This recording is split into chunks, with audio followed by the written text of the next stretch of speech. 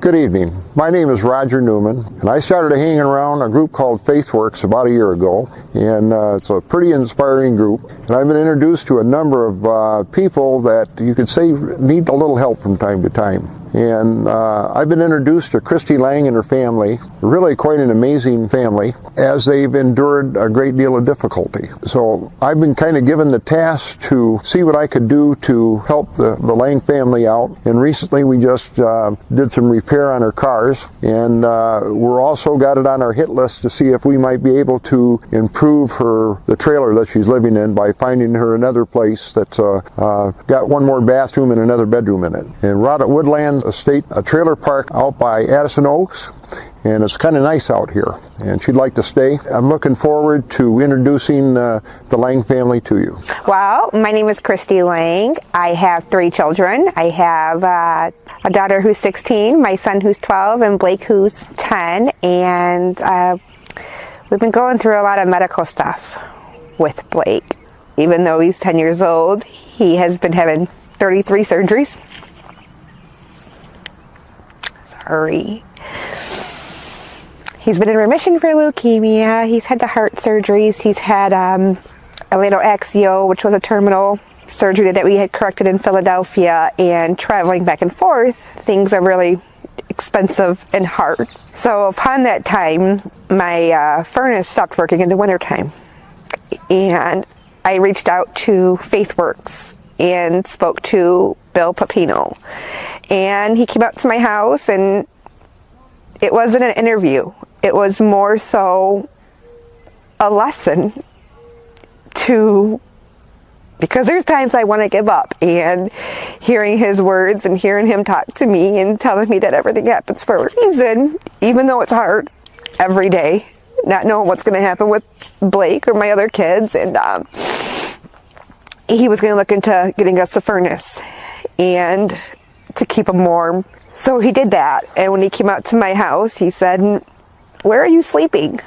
I said, "Well, I sleep on the couch. I have a mobile home with 2 bedrooms, and my daughter has her own room, and the boys have their own room." And he says, that doesn't seem right for you to be sleeping on a couch. I said, "I've been doing it for 15 years, 16 years. That's what I'm used to." And he says, "Well, why don't we work on getting you a bigger place?"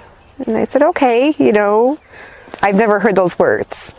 So I kind of just, if it happens, it happens, and I kind of just left it at that. And some time went on, and the traveling became more and more with Blake, and I didn't reach out as much as I should have because I was dealing with Blake's issues and dealing with everything going on, until I got a phone call again from an awesome man with FaithWorks, Roger Newman, who stepped in and said, not how things are, what can I do for you? It was more, how are things going and what can we do to make it easy to lift some of the burden?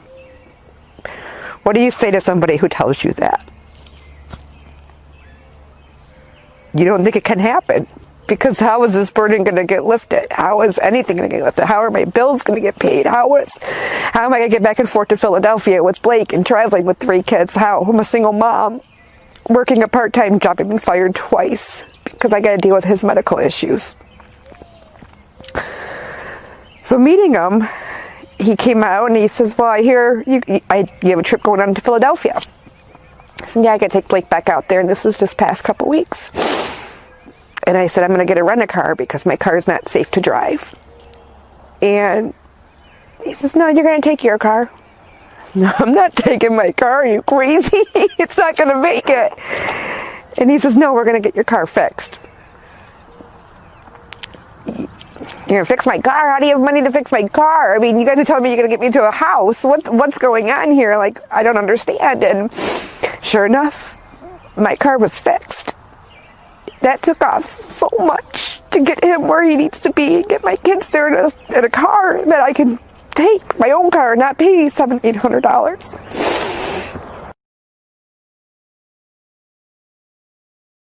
Blake has a lanceolaxial instability, and what that is basically the spine wasn't connected to the top of the skull.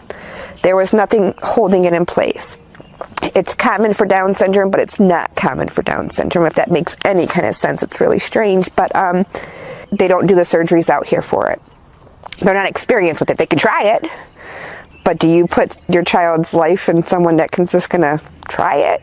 It's kind of scary, especially when he's been through so much already. So researching, I found a doctor who specializes it in Philadelphia at Shriners Hospital, which is an amazing hospital. Amazing. They have reached out and helped us so much. And we showed him the x-rays, and he said, "No, what? Bring him out here. We'll help you. If you need a place to stay, bring him out here." The gap was so wide when Blake's neck that if he would have fell or missed a step while walking, it would have snapped and killed him. So he went on living that way for quite some time until we can get out to Philadelphia.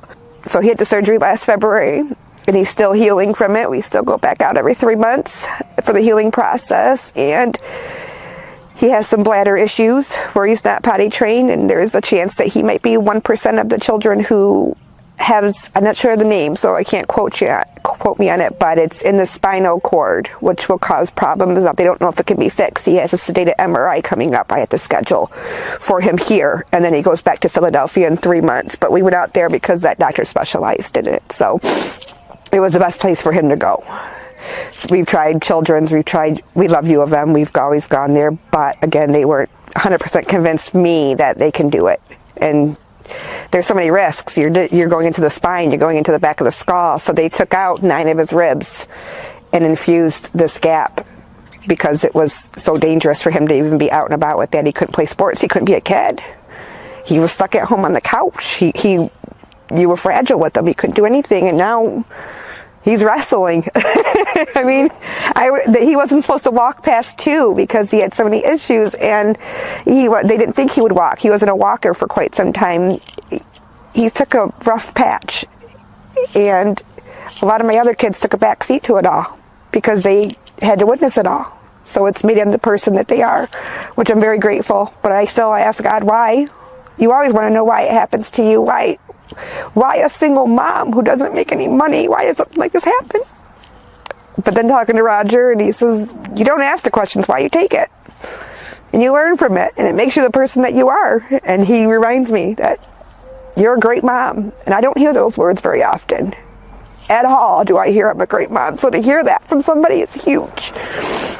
When he was telling me that the things that could happen, because I mean, my house has holes in the floor, the roof leaks, and we've been living this way. This is normal to us. This is normal to my kids. And hearing him come in and say, well, how would you like a dishwasher? How would you like to have your own room? How would you like to be able to put your stuff someplace? And I've had the issues of, well, you live in a 2-bedroom place. Is that okay if you sleep with your kids? Like, it's dangerous. Things can happen. And hearing the hope that he gave me that this could happen, at first it may sound awful, but I didn't believe it. I thought, okay, well, this is just, they're going to come out and they're going to fix my furnace and we're going to have heat. That's not what happened. These men turn around from FaithWorks and have stayed in our lives. I have had breakdown moments where I can call and email them, and what can we do? I mean, I don't have family I can turn to, and to turn to complete strangers and have them there for you to say, we're going to give you a home, we're going to get you into something bigger, we're going to fix your car, we're going to have your son be able to play soccer because we're going to help pay for your son to play soccer.